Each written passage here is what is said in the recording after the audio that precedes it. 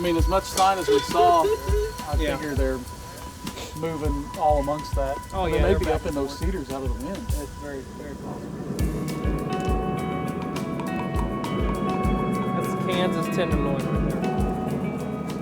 So this year we decided to take it one step further for opening day of Missouri turkey season. We're headed to turkey camp. My brother, the landowner Adam Hoffman, Matt, Seth Harker, all joined us. We got together, started cooking fish and frying deer meat and just having a great time as we prepare for opening day.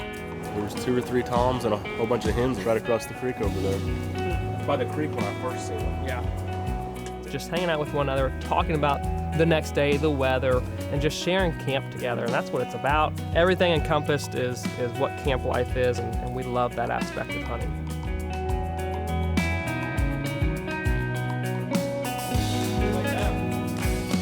Seth brought along his Hunt Terra map, and we were able to look at that there in the cabin and get a game plan for that next day's hunt. So youth season, this is where all the birds are roosting right in here. A lot of them, and then naturally there was several roosted right here, and then there was several roosted by the old barn, and then you could hear several along the... Well, hopefully they gobble in the morning through the snowflakes. Vision is seeing something in the future. I'm not seeing it for what it is right now, I'm seeing what the potential is and what it's going to turn into. People hire us to come and visit their properties, Consult with the landowner, increase wildlife numbers, improve habitat. As the last bell goes in the barn, that's the pride of the farm. That's the pride of the farm.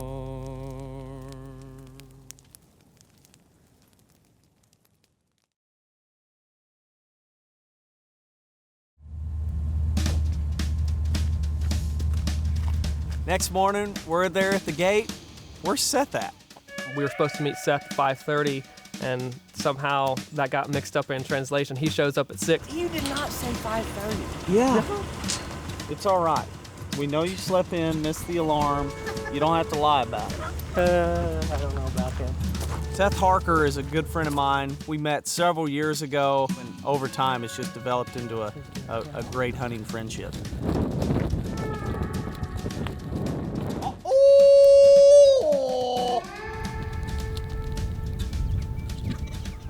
Right there. There's that one. Let's keep moving. It's cold, it is windy, it does not feel like turkey season or opening day of turkey season at all. But it's not going to stop us from going out.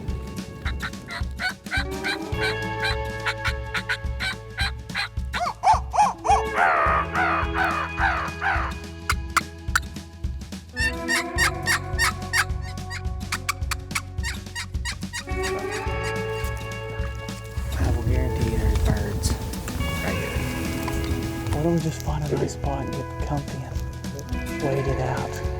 Agreed. It's oftentimes a grind to tag those birds. And, you know, if they're not talking, you can just leave, or you can toughen up, sit down, put in your time, give a few calls, wait it out, and patience oftentimes is the one who gets to tag the bird.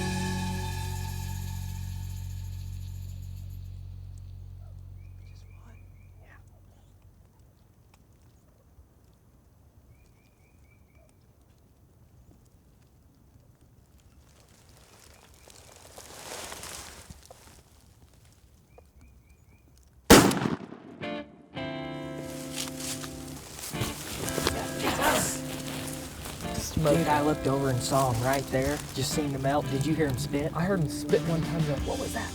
And I was like, "That was right here, right here." And then it was charge on. Dude, he charged Right the to the strutter. decoy. Right to the decoy. Filled. The old Eastern's temper at the right time of year gets him every time. Well, it worked like a charm, didn't it? The experience is the biggest part of what draws us back. You know, if we hadn't have heard a gobble pass fly down and walked around all day, we'd have still been looking back and saying, man, turkey camp was awesome. 2018 kicked it off. We had a lot of fun.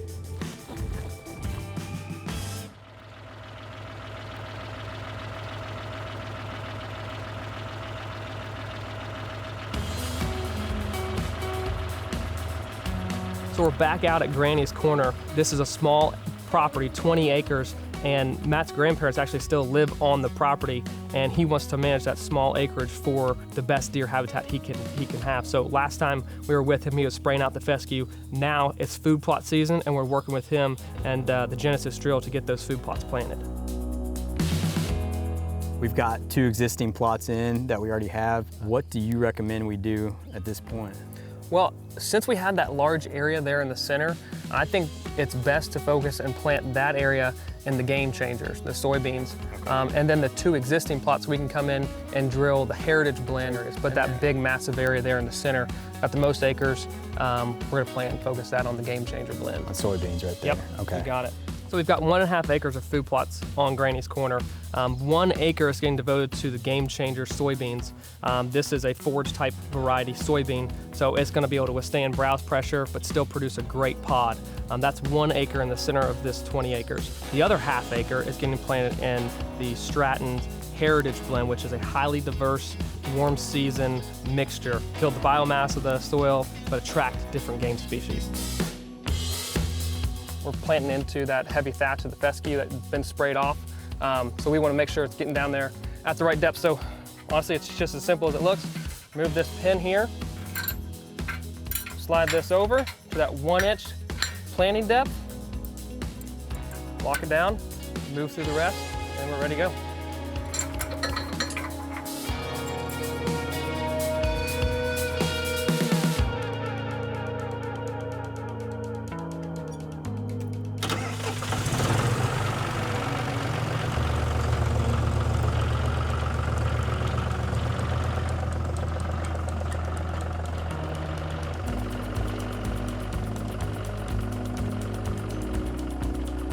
So this is really an experimental project for us. You know, this is 20 acres. We want to look at it through basically a magnifying glass and really look at every detail of the property and manage it and share that with everyone, because 20 acres is very applicable to a lot of folks across the country. So we can highlight this property and its features and look at it and manage in a square footage sense versus an acre sense. We can really maximize this 20 acres and what it offers to the surrounding neighborhood.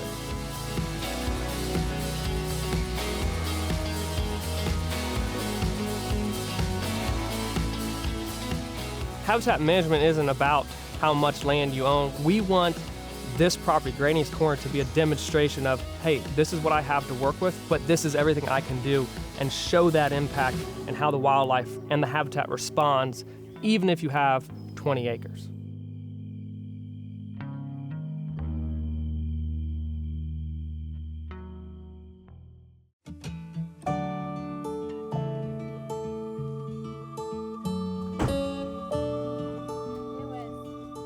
I'm headed to the Prairie Hollow property to meet up with MDC private lands biologist Kristen Bird to discuss some of the contracts we have up on habitat improvements there at the farm. This is probably now the best view in this whole region, but basically we'll have the bottoms planted. There's already a big cornfield that gets cover crop just around the bend that you can't see. So, is there any type of fire management planned on this area? Yeah, we're planning on burning this. A lot of people don't know about the government programs that are available to most landowners.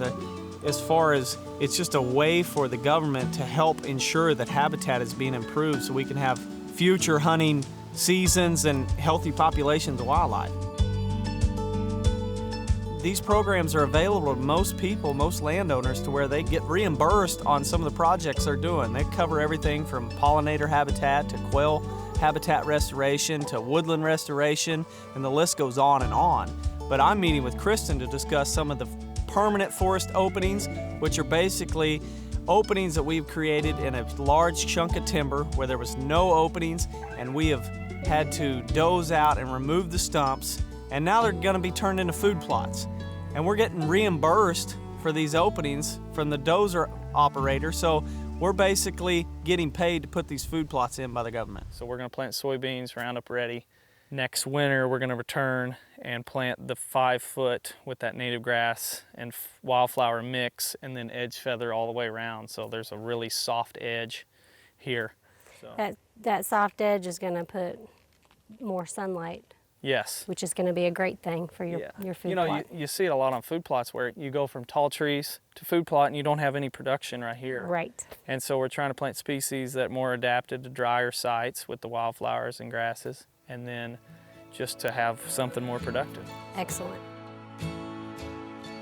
Finalizing the meeting with Kristen, we were approved for $6,000 of habitat improvement. With all the things we did, it cost us just over $5,000 to do it. So we now have money to invest back in the farm and improve the habitat even more.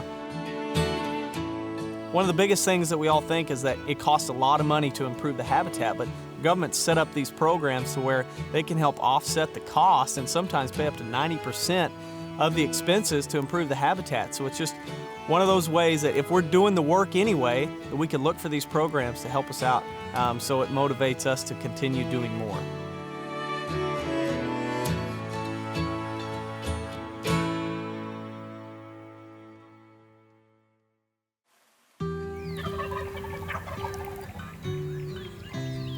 So second day of season, we just had a great opening day. We're headed back out. Matt says the bird's getting ready to pitch down. I look over, he lands, and it's so early that you almost have to give a little bit of a squint just to make sure that is what you're seeing. And he's already full strut, and he's coming to the decoy.